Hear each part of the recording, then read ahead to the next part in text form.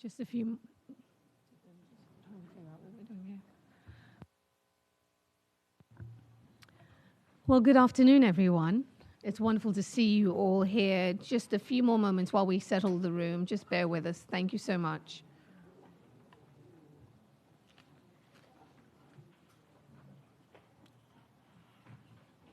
Okay, let's start. Excellencies, ladies and gentlemen, welcome and thank you for joining us during the 80th UN General Assembly to discuss this incredibly important issue of women and girls who become pregnant as a result of conflict-related rape and children born of rape. I'm your moderator for this afternoon, Aisha Sasay, and I'm thrilled to be with you for what, as I said, is a critical conversation and critical action.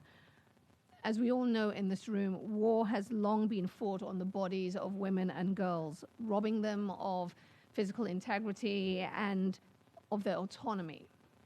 And yet, despite us all knowing this, the experience of survivors who become pregnant and children born of rape only came to the fore during public debate in the 1990s. We are deeply gratified by your commitment to providing support to longer-term reintegration assistance to survivors and their children. Without further ado, I would now like to give the floor to the Special Representative of the Secretary General on Sexual Violence and Conflict and Under Secretary General, Her Excellency Pramila Patten. Thank you, Isha, for moderating today's event.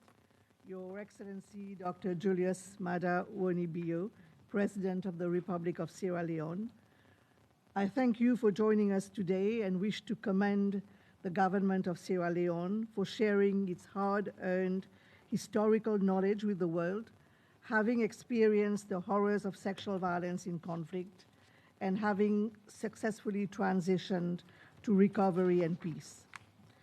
I further express my sincere appreciation to Her Excellency Dr. Fatima Maada Bio, First Lady of the Republic of Sierra Leone, for lending her voice to victims of war who have long been voiceless and shining a spotlight on the plight and rights of children born of war as a tireless advocate for the rights of women and children in her own country and on the world stage.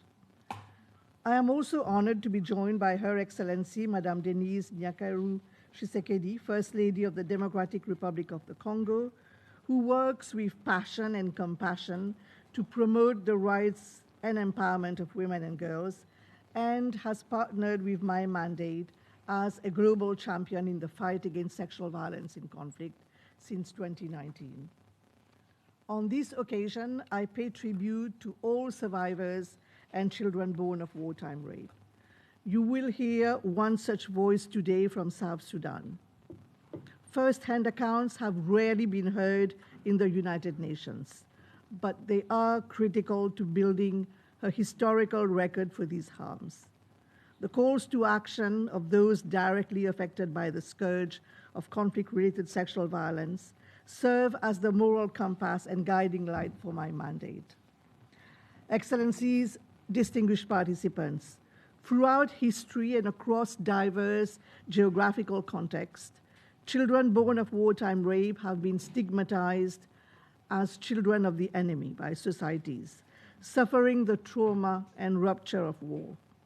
They are often marginalized and rejected, resulting in exposure to a range of physical, psychological, economic, and cultural harms. Women and girls who become pregnant through rape are often subject to double stigmatization as sexual violence survivors and as mothers, which can have transgenerational effects. It is rightly said that for women and children, war is not over when it's over.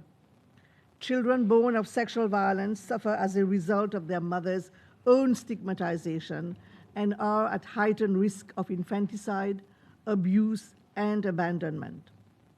During the Second World War, hundreds of thousands of children were born as a result of rape. Viewed as the embodiment of the trauma and divisions of war, they faced decades of discrimination, rejection, and social exclusion. During the civil war in Sierra Leone, The widespread use of sexual violence against women and girls resulted in an estimated 20,000 children born of rape.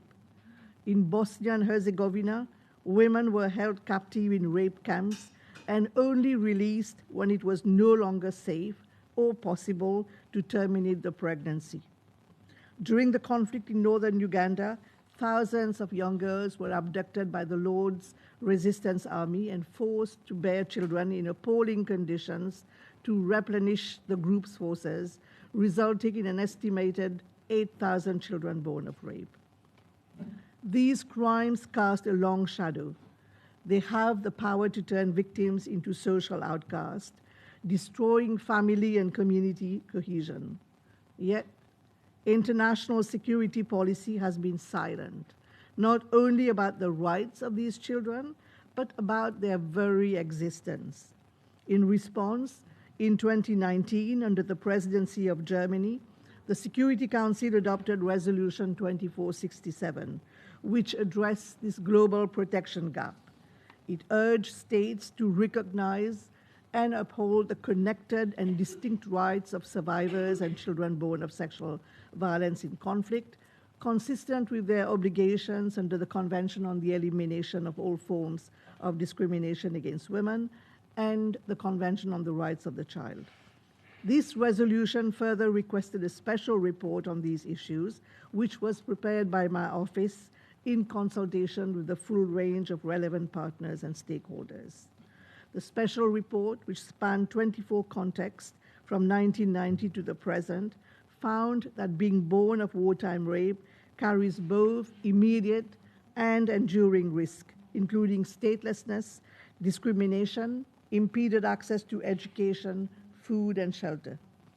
Deprived of viable options for economic security and social status, they may be susceptible to exploitation, trafficking, abduction, radicalization, and recruitment to armed or criminal groups.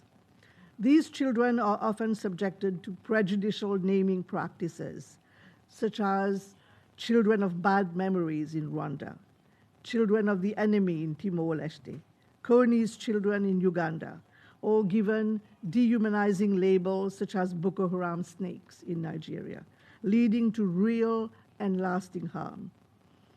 Negative social perceptions can become self-fulfilling prophecies, hence the importance of countering harmful narratives that these children are inherently bad blood or internal enemies. Before you today is a global declaration of principles on the rights of children born of conflict-related sexual violence, which aims to translate the findings and recommendations of the special report into practice by addressing the full range of barriers to realizing their rights. This comes against the backdrop of insufficient political attention and financial resources dedicated to this issue, including the absence of comprehensive legal and policy frameworks. The 10 principles reflected in the declaration are rooted in existing norms of international law, drawn from relevant treaties, resolutions, and regional instruments, and aim to galvanize these efforts where they are needed most. These principles include the right to a legal identity and nationality in order to prevent and remedy statelessness. The right to non-discrimination and equal treatment aims to avoid exclusion and harms that can endure long into adulthood. The right to family and protection speaks to the risk of separation and the importance of family reunification, guardianship, and adoption procedures guided by the best interests of the child. Counseling and support for survivors in managing how and whether they disclose their children's origins is critical, as is fostering a social safety net of peer support and solidarity networks. When the initial violation goes unaddressed, there are often cascading harms and hardships which pass from mother to child and compound over time. Hence the importance of the principle of access to justice, reparations, and legal aid. Tainted by their father's crime, children may be dispossessed of their inheritance, infringing their right to ownership of land and property, Hence, access to housing and employment opportunities are essential. The Declaration further emphasizes the right to participation and voice as part of preventing future violations and urges international solidarity and cooperation, notably by allocating sustainable funding for sustainable solutions through the Conflict-Related Sexual Violence Multi-Partner Trust Fund, which supports my mandate. Excellencies, we must be clear. To be born of a crime is not a crime. Through no fault of their own and no fault of their mothers, these children carry the mark of stigma. Too often, they are invisible in our peace processes, absent from our humanitarian response, and left unprotected by laws and policies. Yet, these children are both rights holders themselves and stakeholders in the future of their societies. Moving forward, socioeconomic reintegration support for survivors and their dependents must infuse all peace-building and conflict recovery efforts. We often lament the many unintended consequences of war, but let us make no mistake. Children born of wartime rape are not a collateral consequence or inevitable byproduct of war. Rather, they are the intended consequence of a deliberate tactic to alter the ethnic composition of contested territory. Perhaps the most notorious contemporary example is Daesh's so-called cubs of the caliphate, born of rape, forced marriage, and sexual slavery, intended to swell the ranks of future recruits, giving rise to a generation of children that could be raised in their own image according to their extremist ideology. The issue is therefore a matter of both human rights and collective security. In Iraq, I visited shelters full of abandoned children, where women shared with me the agony of having to make the impossible choice between abandoning their children or severing ties with their community of origin, which would not accept them. I have spoken to young mothers in South Sudan released from the grip of armed groups, along with their children born of rape. In Nigeria, I met dozens of young girls who had been released from Boko Haram captivity with their babies. On account of their perceived association, they had endured constant abuse by other displaced persons living in the camps. Today, girls abducted from their schools by Boko Haram remain in captivity, bearing children while still children themselves. In April, I met a young woman in Port Sudan who was gang raped at gunpoint by 4 members of the RSF on her way to collect her diploma in Khartoum. Later, when she realized she was pregnant, she knew she could never return home to face her family. In Kosovo, research found that 86% of survivors continued to experience post-traumatic stress 25 years after the conflict. The effect is to rupture the fabric of society and family life long after the guns fall silent. Since taking office as Special Representative on Sexual Violence in Conflict in 2017, I have spared no effort to promote the rights and amplify the plight of these children and their mothers as the most understudied and underserved categories of war victims. On many occasions, including today's event, I have used my mandate to provide a platform for children born of rape to share their experiences in order to expand the scope of recognition and rights, to leave no one behind, and bridge unheard voices to the international donor and diplomatic community. Recently, a young Bosnian woman stood up at a public event and stated, "I am a child born of rape during the conflict. 26 years later, my mother and I continue to live with the stigma." She broke her silence to tell the world about the evolving and long-term needs these individuals face throughout the life cycle, and to demand interventions that are tailored to respond and evolve accordingly. In this respect, some glimmers of hope are evident in good practices from a few conflict-affected states. For instance, the government of Bosnia and Herzegovina has adopted a number of important initiatives to address the issue of wartime sexual violence, including the adoption in 2024 of the Law on the Protection of Civilian Victims of War, which recognizes children born of wartime rape as a special category of victims. In the wake of war, Sierra Leone made important strides in strengthening their legislation and supporting community-based reintegration and efforts to counter stigma through awareness raising and fostering solidarity networks. In Rwanda, the school curriculum was revised in the wake of genocide to incorporate specific discussion on children born of rape to help offset peer discrimination and harassment. In Nepal, survivors of sexual violence and children born of rape were integrated into the National Action Plan on Women, Peace and Security. And in the DRC, the 2022 reparations law includes a provision granting children born of rape legal status through birth certificate and civil registration. And last August, of the 1,800 children born of rape registered in the Kasai provinces, 1,200 have already received birth certificates and civil registration, as well as psychological support, school enrollment, and social assistance. Excellencies, as we hear so often during the United Nations General Assembly, the Second World War seared into our collective conscience the words, never again, and the imperative of saving succeeding generations from the scourge of war. This organization was itself born of war 80 years ago to chart the path to peace. That path must extend to future generations. As we work to consign sexual violence to the ashes of history, let us ensure that the children born as a result get the future they deserve. History will judge us not only by how we end wars, but how we care for those innocent civilians who bear the brunt of their brutality. No child is an enemy. No womb is a weapon. The cost of silence and neglect is too high. Without action at the level of laws, policies, and institutions, lives and livelihoods will be lost.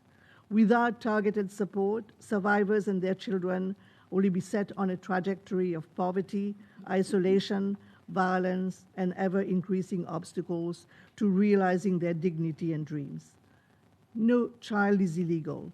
No child is born to be invisible. Though conceived in the violence of war, peace is their birthright, not prejudice and pain. We cannot allow lost childhoods to become precarious adulthood and the claim of universal human rights to ring hollow in these halls. We know that shame and taboos have a silencing effect. So let us seize this opportunity to speak out, inspired by the bravery of survivors themselves, and sign the global declaration to bring these children out of the shadows and into the light of legal protection and lasting solidarity. Thank you.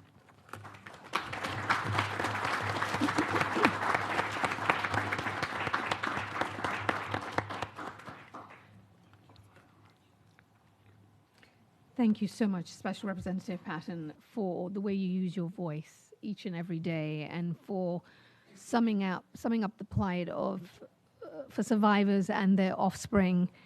As you said, no child is an enemy, no womb is a weapon of war, and just thank you for that. We now have a video statement from a survivor, a mother from South Sudan, who has a child born of wartime rape.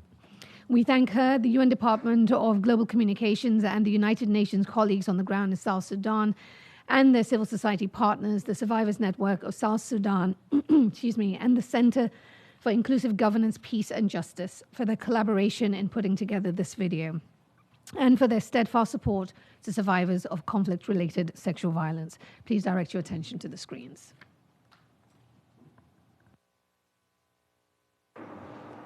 So, what were your initial thoughts when you learned about your pregnancy? My instinct thought when I learned that I was pregnant was, should I abort or I kill myself?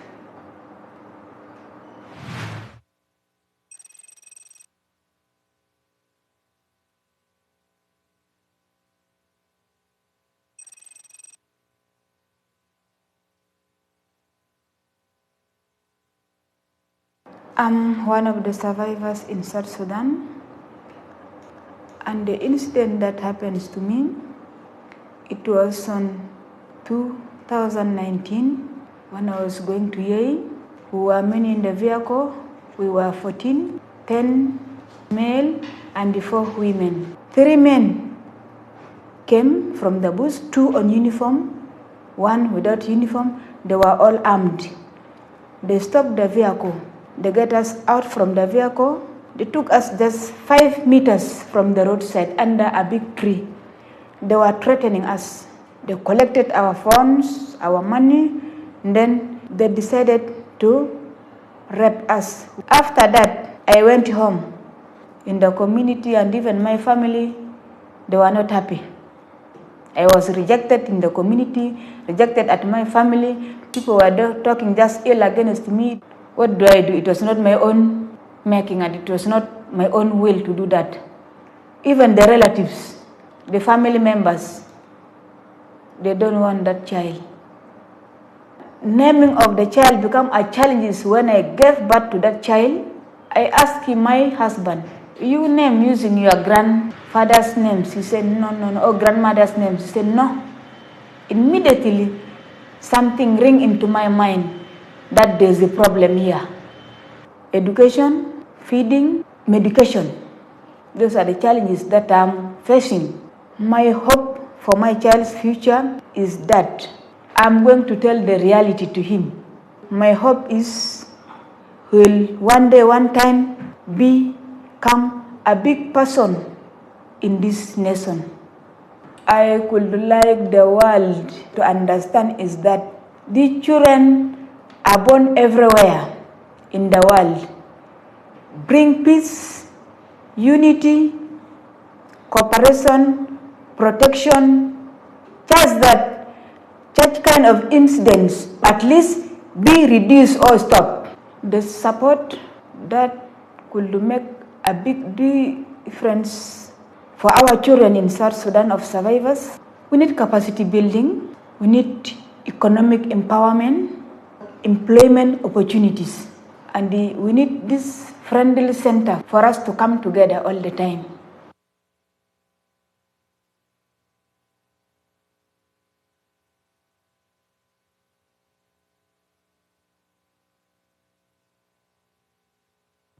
There is a lot of talk that happens in this building and a lot that is happening this week, but I do just want to emphasize how important this issue is, how important it is that we take action. You heard from the SRSG that shame and taboos have a silencing effect. I want to thank that survivor for speaking out there and sharing her story and the story of her family. Incredible bravery on display there. I will now hand the floor over to the co-host of this event, my president, the President of the Republic of Sierra Leone, His Excellency Dr. Julius Maada Bio. Excellency.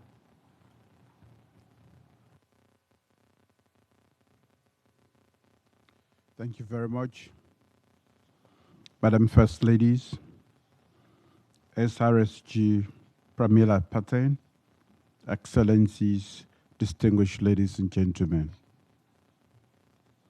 I commend the First Lady of the Republic of Sierra Leone and the Special Representative of the Secretary General on Sexual Violence in Conflict for convening this very important dialogue.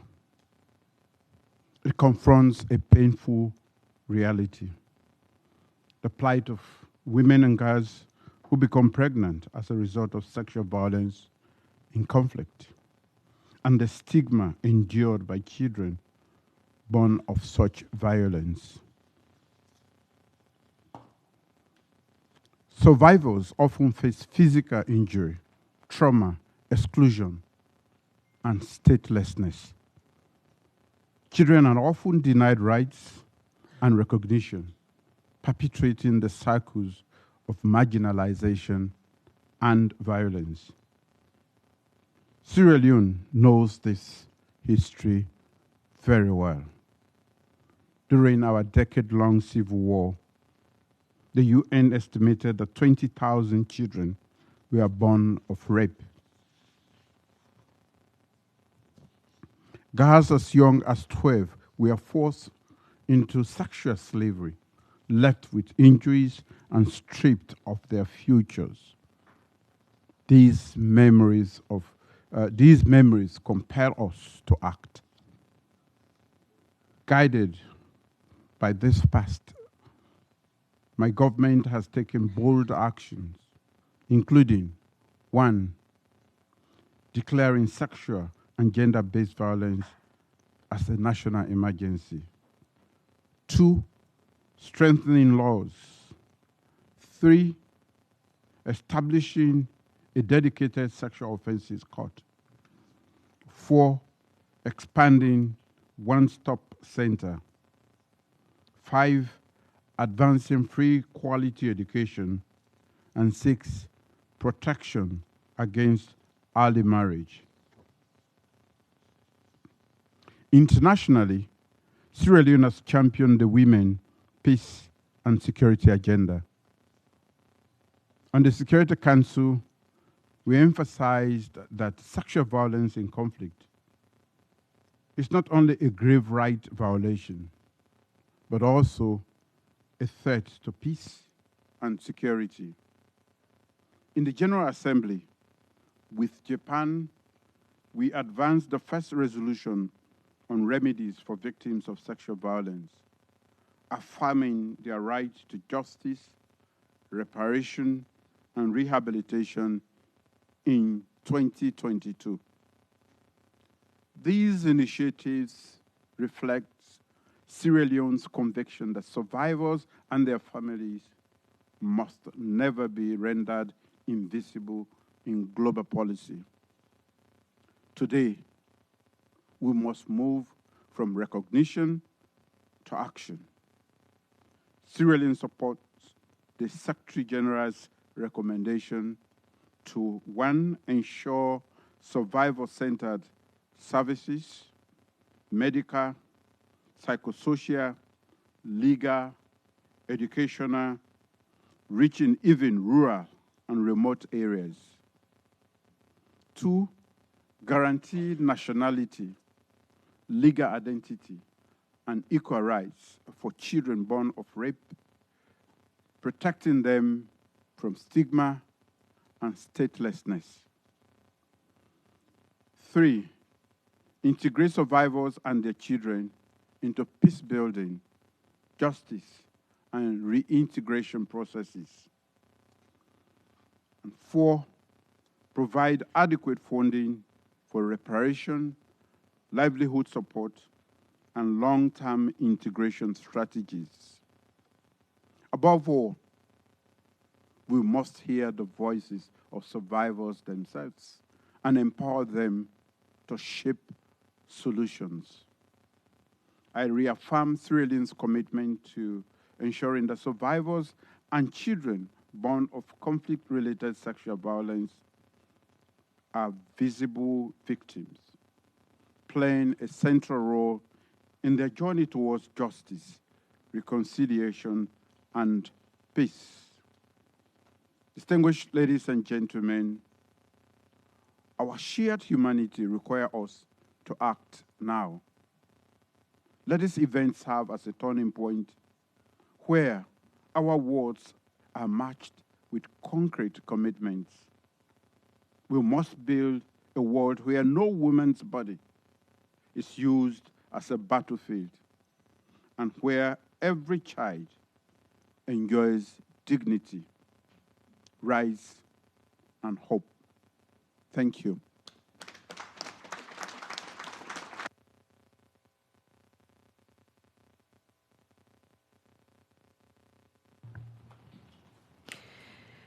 Thank you, Mr. President. Thank you for your leadership on this issue and for your full-throated call to move from words to action. We're grateful for your support of this mission and of this mandate. I will now turn the floor over to my First Lady, the First Lady of the Republic of Sierra Leone, Her Excellency Dr. Fatima Mada Bio. Thank you, Aisha.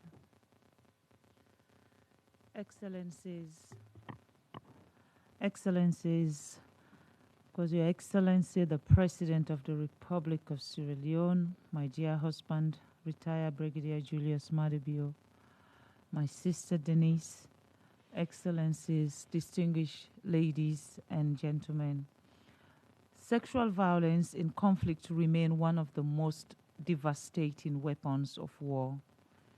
It tears through communities, leaving behind wounds that last long after the gun falls silent. For countless women and children, its scars are not only physical, but emotional, spiritual, and generational. Among the most heart-rending legacies of such violence are the children born of rape. Their very existence is marked by pain that was never theirs to carry. These children come into the world through act of cruelty, yet they are innocent. Still, they grow up with burdens too heavy for young shoulders. Rejection, stigma, and silence. Many are branded as children of the enemy, seen not as individuals full of promises, but as symbols of violence. This cruel labeling denies them love, it denies them belongings and dignity from the very start of their lives. For the mothers, too, the trauma is unbearable. Some struggle to bond with their babies, haunted by memories of violence and crushed by the fear of stigma.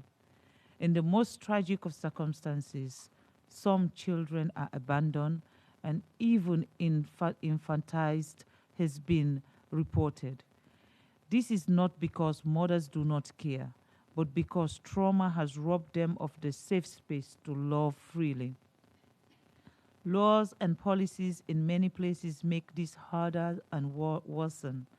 Without birth certificates, nationality, or inheritance rights, these children are locked out of education, land ownership, and opportunity to live full lives. They become trapped in a circle of exclusion, poverty, and despair. Too many of these children miss schools or drop out of entirely, not because they lack ability, but because society denied them recognition, because stigma make classroom unsafe, or because captivity has stolen their childhood. The consequences are profound. Exclusion, driving them into further risk, sexual exploitation, early and forced marriage, recruitment by armed groups. In this way, yesterday's violence shaped tomorrow's war, fueling circle of trauma that stretch across generations. This transgenerational trauma eats away at the very fabric of society. It shattered social cohesion and undermines peace. Communities cannot heal with children remain invisible and mothers remain silent. Breaking this cycle requires more than laws. It demands compassion, acceptance, and courage to confront stigma at all the roots. These children need more than charity. They need justice. They need comprehensive reparation program that sees them not as problems, but as survivors, resilient human beings with potentials, and this program must evolve as their needs grow from infancy through adulthood. For far too long, the world has looked away. Only recently have their voice begun to be heard. UN Security Council Resolution 2467 and the UN Secretary General 2022 report marked critical steps in recognizing their plight. In 2021, the International Criminal Court went further, declaring that children born of rape are not bystanders. They are direct victims entitled to reparation in their own right. This recognition must now be matched by action at every level. Yet, global awareness remains painfully low, funding is scarce, advocacy is limited, and too often these children continue to live and die unseen. We cannot let them remain forgotten. We must act with urgency and with love. We must guarantee their access to justice, their education, to health, and to reparation. We must open doors to opportunities, not close them with silence. Above all, we must raise community awareness, promote acceptance, and confront stigma. These children were born of violence, but they do not have to be defined by it. If given dignity, recognition, and opportunity, they can be leaders, they can be healers, and they can be builders of peace. Let us work together to ensure that no child is ever again called a child of the enemy, but instead celebrated simply as a child of humanity. I thank you all for your kind attention.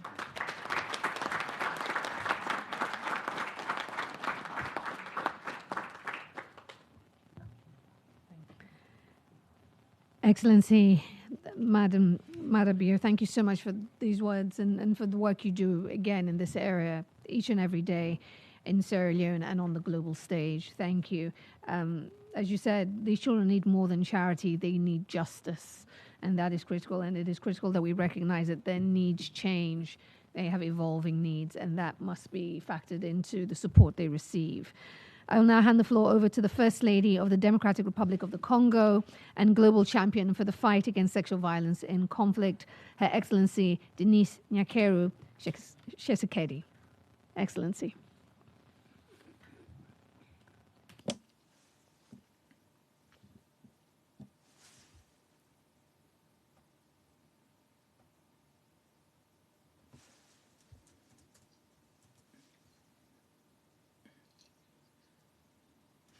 Excellency, Mr. President of Sierra Leone, Madam Representative of the UN Secretary General, my sister Fatima Mahadabio, Sierra Leone First Lady, ladies and gentlemen, allow me, first of all, to express my gratefulness and for the opportunity granted to me to take part to this side event, high-level side event on children reborn, women also in situation. And I also pay homage to Julius Mahadabio, President of Sierra Leone, and to my sister Fatima Mahadabio, First Lady of Sierra Leone, whose constant commitment embody solidarity. I also address my thankfulness to Madam Pamela, whose leadership inspires us, showing that the dignity of victims should be at the core of our priority. I also salute and greet the presence of survivors despite their wounds. Find the courage to testify. Your courage is also our strength. Ladies and gentlemen, war has been made on the body of women and girls, leaving children born of rape who are innocent, and the society condemning double-fold, these children bearing a heavy burden, trauma of their mother, and stigma of the community. They are called sometimes children of the enemy, children of the devil, even though they are only children of life, children of the nation, children of humanity. Their crime, if I can say, is to be born.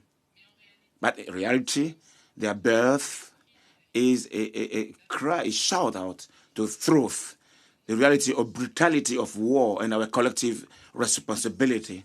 The forced pregnancy in conflict zone are the cause of maternal mortality that is higher than the average. This plague is a threat to life and to the future of many women and girls around the world. They found themselves humiliated, marginalized, and the sense of duty and requirement need to lead us to encourage women and girls who are pregnant of conflict to also be happy to keep the children who are born from this situation.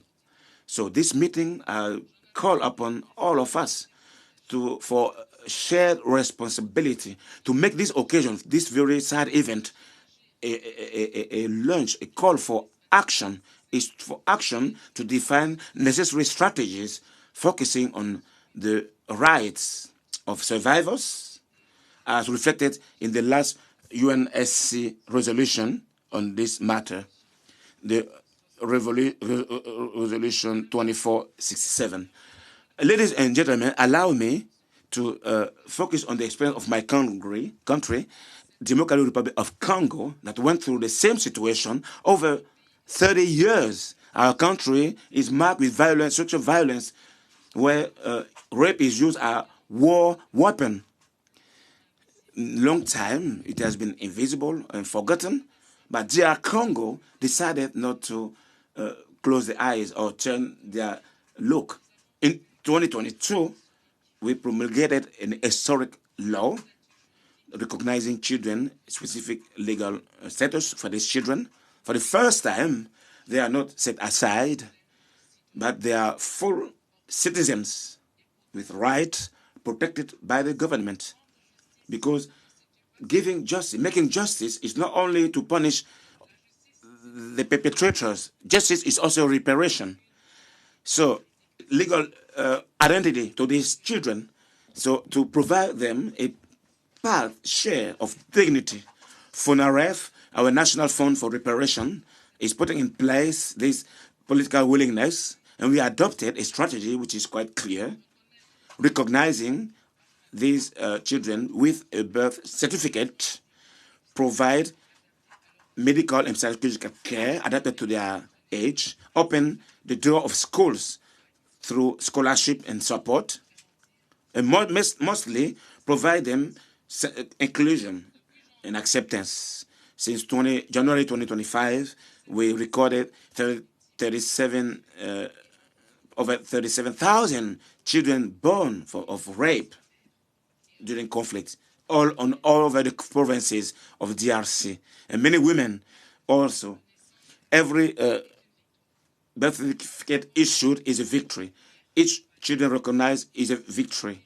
Every woman supported is a life repaired and a dignity that is met again. In all FUNAREF activities, children are set as priority. So it is medical care, psychological support, schooling, collective infrastructures, or urgent measures. So children are set first all the time, because protecting a child is protecting the future of our nation. This plan is not only a series of technical measures, it is a justice commitment of memory and dignity. So it will affirm that war will not define the identity of our children, but it proclaim every children born of conflict have rights to life, protection, and reparation. And it will not be abandoned. Ladies and gentlemen, we know that the way is still long. These children have the right to live fully without rejection. They have to be loved, educated, protected. War tried to steal their identity, but we, collectively, we can provide them something else, a repaired identity, a life with dignity, peaceful future. Let's launching 3 calls. First, let's recognize together the right of these children by adopting and also endorsing the principles that this side event have. Second, investing in these solutions, concrete and sustainable, through financing of the fund, CRSV, Multi-Partner Trust Fund. Third, changing the look. Let's stop this choosing or designing them, calling them children of war. No, they are children of life and humanity. In my capacity of First Lady of DRC and champion in this matter at the UN, I make of this a personal battle. I don't want any girl raped in the eastern part of my country. No child born for war, conflict-related rape children should not be considered like that. So they have capacity. Those that are at war have also undermined. Excellency, ladies and gentlemen, So we judge our generation, but not our speeches and narratives, but we judge through our actions. So these children are waiting for us to break the cycle of silence and indifference. I dream of a future where each children born of rape will be seen as or perceived as a child first, where every survivor will recover dignity, where victims will be protected, society will protect and love them. No children decide to be born in war. But we as humanity, we can choose to provide peace, dignity, and a repaired future. These children are not children of the enemy. They are our children, the children of life, children of humanity. Thank you for your kind attention.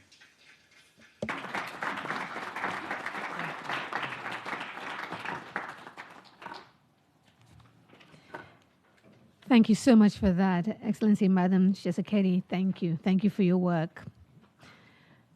I'd now like to direct your attention to a video of Ms. Kathleen Dicker-Cove, co-founder and president of Children of Pansy and Elsewhere. We would like to thank Madam Dicker-Cove and her NGO for this video and their continued tireless support for our mandate. Please direct your attention to the screens. Good morning, everyone. Thank you for being here this morning.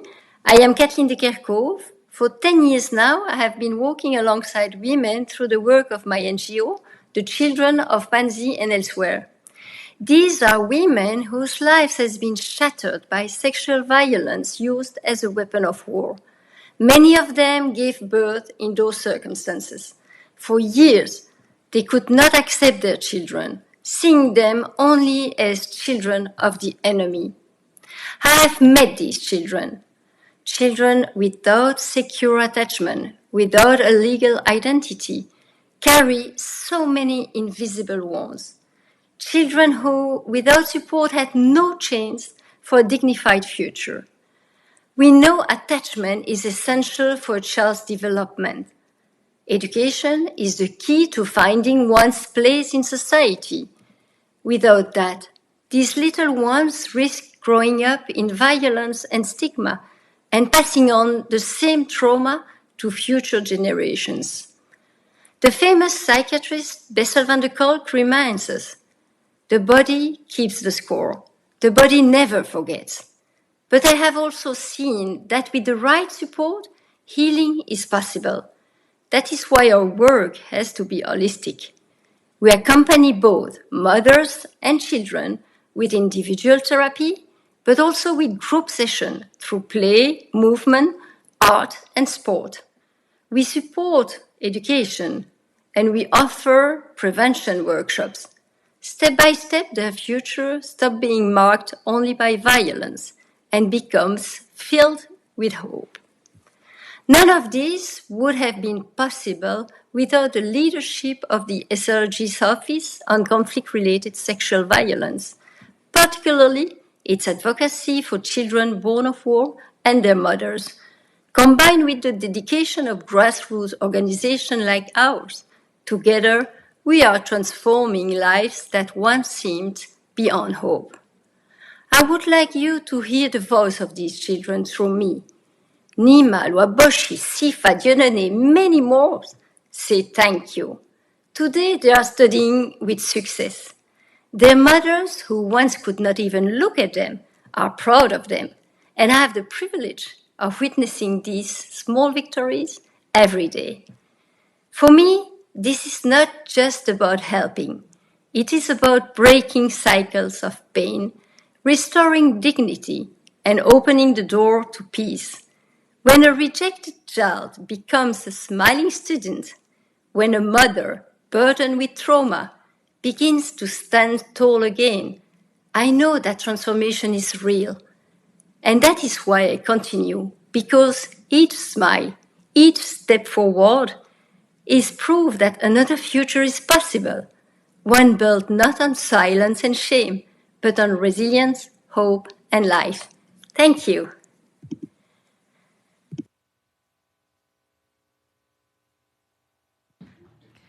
Our thanks to Madam Decker-Cove for highlighting the struggles faced by children of wartime rape and their mothers. And I think it is important, though, as we have heard said, and we all know this is an incredibly difficult subject. This is an incredibly painful matter to be discussing. But I do want to just underscore something she said, that this is also a moment of transformation and hope. It is possible to transform this moment into one of hope. And so while it is sad, we can be hopeful that we can restore dignity to the survivors and their children. Another future is possible. And it is precisely because of the experiences of survivors that spoke up throughout the years that the Global Declaration of Principles on the Rights of Children Born of Conflict-Related Rape was written. I'm going to read a summary of the declaration for you, so that everyone leaves here with a clear understanding of what is at stake and what is being endorsed by member states. The aim of this declaration is to translate the findings and recommendations of the special report into practice by addressing issues of stigmatization, discrimination, exploitation, and statelessness, while improving access to multisectoral services and reparations in the context of transitional justice. The signatories to the present declaration commit to recognizing the plight and rights of children born of conflict-related rape while respecting privacy and ensuring space for self-identification and expression to avoid giving rise to stigma, while balancing the related and specific rights of the survivor, parent, and other affected parties, such as adoptive parents and relatives. It is critical that all such information is handled with confidentiality and sensitivity in line with safety and ethical principles, and that reporting of these issues occurs in a context of service provision where possible, notably of mental health and psychosocial support. The Global Declaration, guided by the relevant principles of the Convention on the Rights of the Child, CRC 1989, the Convention on the Elimination of All Forms of Discrimination Against Women, CEDAW 1979, international humanitarian law, refugee law, relevant regional instruments, and applicable UN Security Council resolutions on women, peace and security, WPS, conflict-related sexual violence, CRSV, and children and armed conflict, CAAC, serves to do this. Recognize that children born as a result of conflict-related rape are often among the most vulnerable survivors of conflict.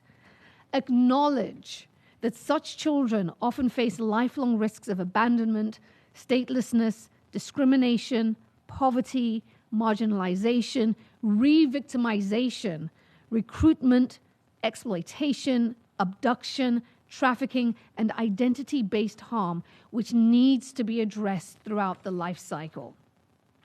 Affirm that while all children, regardless of the circumstances of their conception or birth, or the status and identity of their parents, are entitled to equal protection under international humanitarian and human rights law, children born of conflict-related rape may have specific needs and face unique barriers to accessing social services and redress. Ensure that no child born of conflict-related rape is left without a legal identity, nationality, civil status, and identity documents, protection, access to public services, or equality of opportunity. As signatories to the Global Declaration, member states hereby endorse the following principles for all children born of conflict-related rape. Number 1, the right to a legal identity and nationality. Number 2, the right to non-discrimination and equal treatment. 3, the right to family and protection. 4, equal access to social services and education. 5, the right to access to justice, reparations, and legal aid. 6, the right to ownership of land and property. 7, equal access to housing and employment opportunities. 8, the right to participation and to have a voice in decisions affecting their lives. 9, the prevention of future violations. And 10, the international solidarity and cooperation to ensure the effective implementation of this declaration. This global declaration shall be open for signature by all UN member states and regional organizations. By endorsing these principles, signatories affirm that children born of conflict-related rape deserve sustained attention. I underscore this, deserve sustained attention from the international community to ensure the full realization of their rights under international law. This declaration is not intended to constitute binding obligations under national or international law.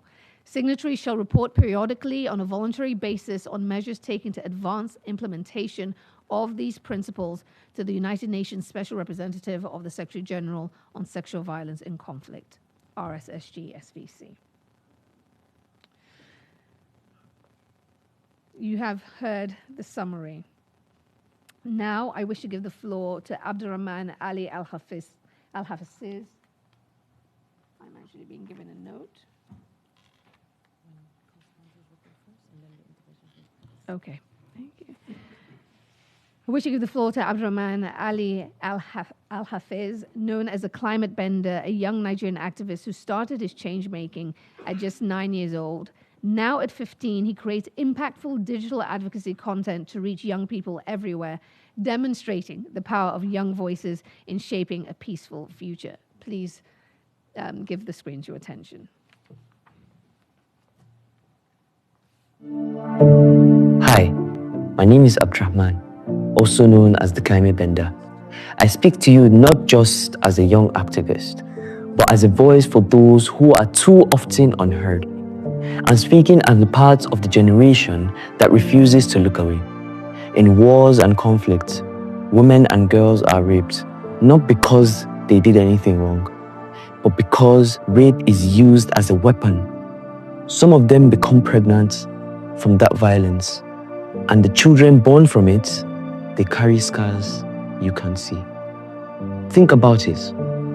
From the very first day they're born, the world tells them they don't belong. Their mothers are rejected. They are treated like they are shame instead of children. They are denied names, papers, schools, homes, and even love. And it didn't just stop there. The mothers live with trauma.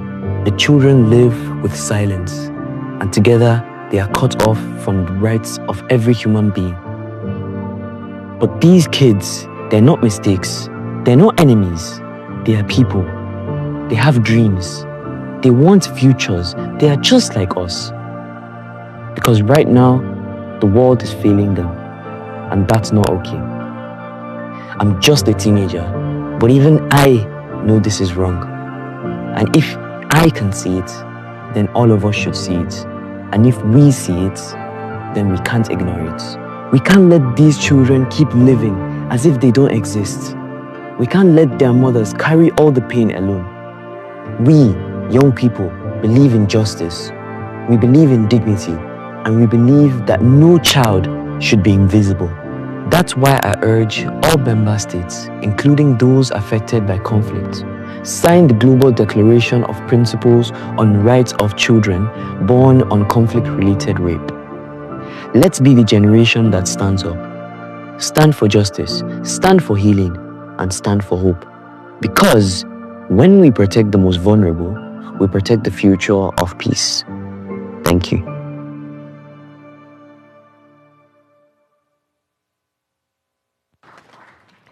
Our thanks to Abdurrahman there for those words. It is time to take action, to move beyond rhetoric to action, and from recognition to action, as the president of Sierra Leone said.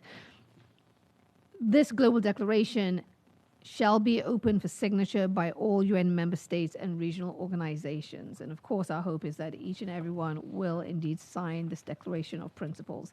At this moment in time, I would like to invite member states co-sponsors to make interventions. I'd first like to call upon Agnes Oswaha from South Sudan. Your Excellency, the President of Sierra Leone, the First Lady of Sierra Leone, the First Lady of DRC, the SRSG for Sexual Violence in Conflict, and Ms. Aisha, our moderator, distinguished guests, ladies and gentlemen. The Republic of South Sudan aligns itself with the global call to end the scourge of conflict-related violence and wishes to express its deepest solidarity with survivors of such horrific crimes. We commend the conveners of this side event, for shedding the light on a matter that too often remains hidden in silence and stigma. For South Sudan, this issue is not abstract. Our people have endured cycles of conflict in which women and girls were deliberately targeted, and sexual violence was used as a weapon of war. We acknowledge with humility and regret the suffering endured by the survivors in our communities. Women and girls who become pregnant as a result of rape, and children born of these violations facing lifelong challenges of trauma, rejection, and marginalization. The government of South Sudan is committed to breaking this cycle. South Sudan has taken steps to strengthen accountability, including the adaptation of National Action Plan on Women, Peace and Security, as well as institutional measures to protect and empower survivors.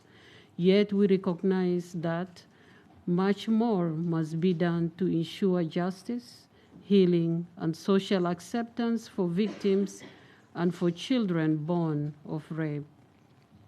Moreover, His Excellency President General Salva Kiir Mayardit and his cabinet are committed to the full implementation of the revitalized peace agreement and the consolidation of peace in the Republic of South Sudan and the region.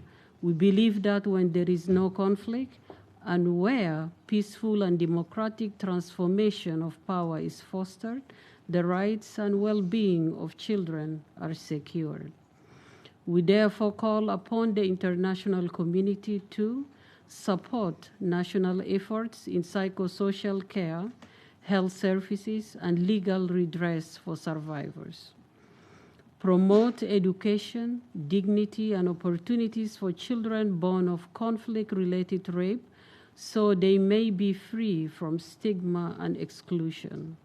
We also call for modalities that strengthen preventative mechanisms through peaceful building, disarmament, and the inclusion of women in all decision-making processes.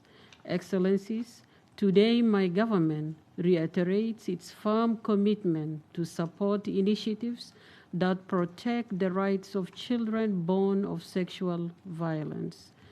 Ending conflict-related sexual violence is not only a moral imperative, but also essential for building sustainable peace. South Sudan is committed to working with the United Nations, regional organizations, and partners to eradicate such crimes and to ensure that survivors and their children are not defined by violence, but by resilience, dignity, and hope for a better future. I thank you.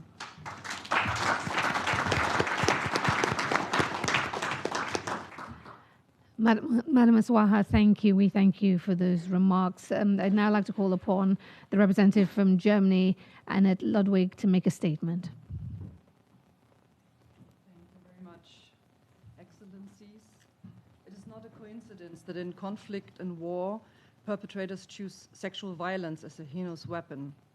Perpetrators aim to hit societies at their core by destroying their social fabric, impacting not only the immediate victims, but also their families and future generations, the children the raped women might bear. Children born of wartime rape have long been overseen in the discourse around conflict-related sexual violence, and their plight ignored for much too long. They've been forgotten victims of war, and this must be changed. We've already heard a lot about the horrendous agony, discrimination, stigmatization, and the lack of access to fundamental services and rights women and their children born of rape face. During our last period in the UN Security Council, Germany initiated Resolution 2467, which for the first time addressed the situation of children born out of conflict-related violence in the Council. We commend Sierra Leone and SRSG Patton for giving the push for their rights a new impetus. We need to continue to raise awareness and support the implementation of the international legal framework with regard to statelessness, birth registration into our national legislations.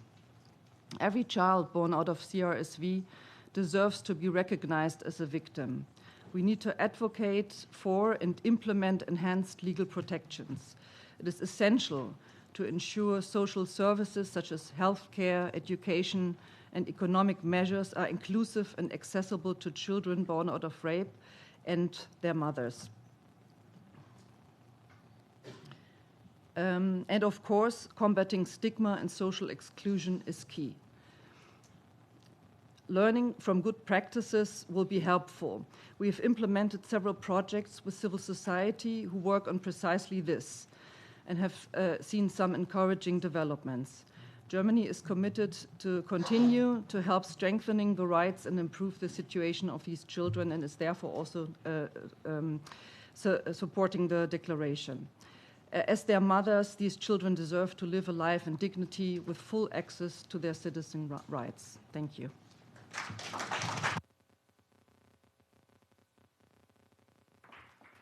Thank you for that, Madam Ludwig. We thank Germany for their support. At this point in time, I'd like to call on France, Isabel Rome, for an intervention. Thank you. Distinguished President of the Republic of Sierra Leone, First Lady of the Republic of Sierra Leone, distinguished First Lady of RDC, distinguished representative of the United Nations Secretary General on Sexual Violence on Conflict, Excellencies, ladies and gentlemen. Sexual violence in armed conflicts is not incidental. It is used deliberately to destroy lives, communities, and societies. These crimes leave invisible wounds not only on survivors, but on entire generations. It's our collective duty to ensure that survivors are no longer silenced or shamed, but instead protected, supported, and recognized as holders of rights. Justice cannot remain theoretical. It must take root in the lived experience of those who seek it.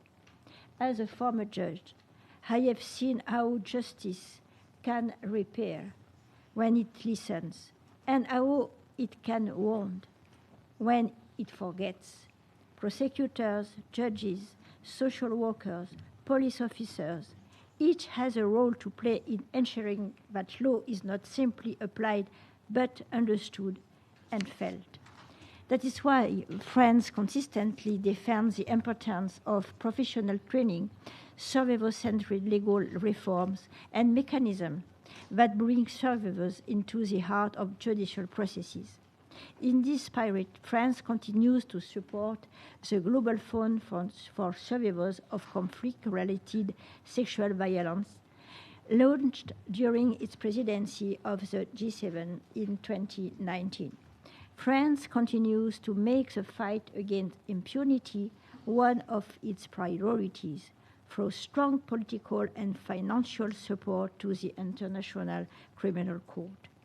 This mobilization against impunity is also one of its priorities of our policy at the United Nations Security Council. Finally, France supports the work of the Special Representative of the United Nations Secretary General on Sexual Violence in Conflicts, dear Pamela Patton, and her team of experts. It's our duty to provide all the help needed by children born of conflict-related rape and their mothers to access health and educational resources, prevent discrimination from their communities, and ensure their administrative recognition. The memory of crimes is not only about the past. It is a responsibility towards the future, especially for all these children born of rape who grow with an existential trauma, but also for their mother. Many women I heard after a rape as judge said me, I'm alive, but I'm dead in my interior. But we know that with a specific support, holistic support, as we heard, it's possible to be repaired. Naming sexual violence, documenting it, prosecuting it, even during an ongoing war, is an act of resistance against impunity. It's also an affirmation of the humanity of those who suffered. Thank you.